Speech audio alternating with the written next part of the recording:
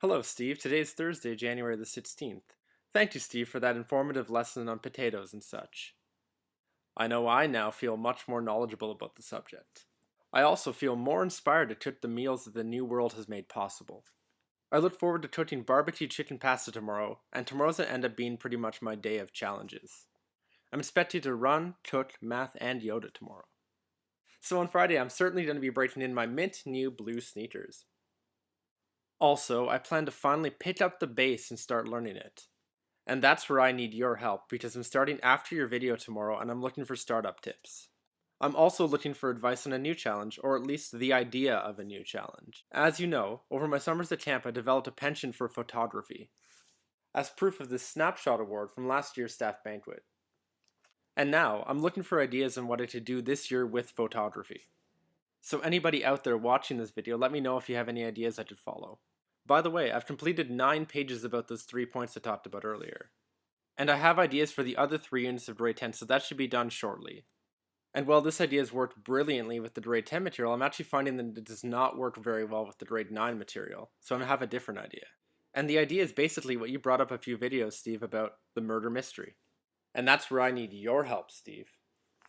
I have the math down, but I need your help in creating the story. I don't know much about building a good murder mystery, and if you do, that would help a lot. Now, to give you some ideas if you want to help out with the story is the following idea for the project I have. I was thinking about having combination lots, and the codes of these combination lots should only be found by solving a giant puzzle that involves the entire grade 9 curriculum. The puzzle would be giant in the sense that you'd need answers to some problems as inputs to start working on new problems. Which leads me to my next point. I want to ask how many people out there have the opinion of disliking math. And I bring this up because I don't believe people dislike math. I believe people dislike what has been presented to them as math. When the word math is brought up, people tend to groan, with the exception of a rare few. And I think I know the reason why. It's because people don't know what math actually is. The subject got drowned in what's known as accounting. Adding and multiplying numbers is not math, it's actually bookkeeping. Whereas solving a puzzle which requires you to use your understanding of adding and multiplying numbers, that's more or less math. I would classify something like Sudoku as actual math, where classrooms tend to label math as real-life applications. I mean, sure, reading has real-life applications, but that's not why you read in your spare time. In some of my later videos, I'll try to provide examples of actual math you can try at home. And I'm hoping I can change your perception on what you think when you hear the word math.